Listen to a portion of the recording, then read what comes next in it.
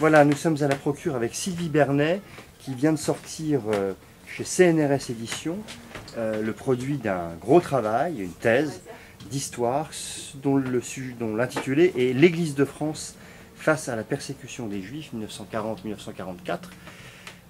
C'est un livre qui manquait, donc merci à Sylvie Bernet d'y avoir travaillé et de l'avoir fait advenir. Qu'est-ce qui a motivé ce parcours, ce travail qui a dû être un travail de longue haleine, évidemment. Voilà, qu'est-ce qui a été à l'origine de ça? En fait, il y a un projet un peu personnel derrière, disons. Il y a en fait cette histoire que je raconte assez souvent sur le fait que pendant l'occupation, ma famille a été sur les routes de l'Exode et s'est retrouvée en Corrèze. Et à ce moment-là, donc, mes grands-parents maternels ont ouvert une boutique de photographie.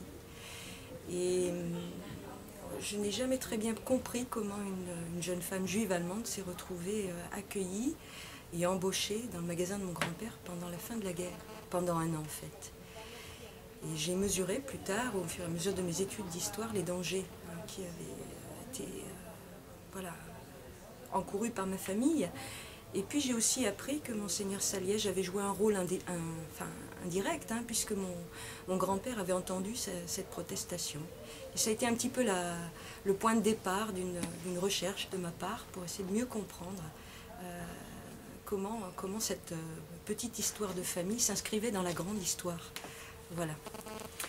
Et après ce travail qui a dû mettre pas mal d'années avant d'advenir, oui.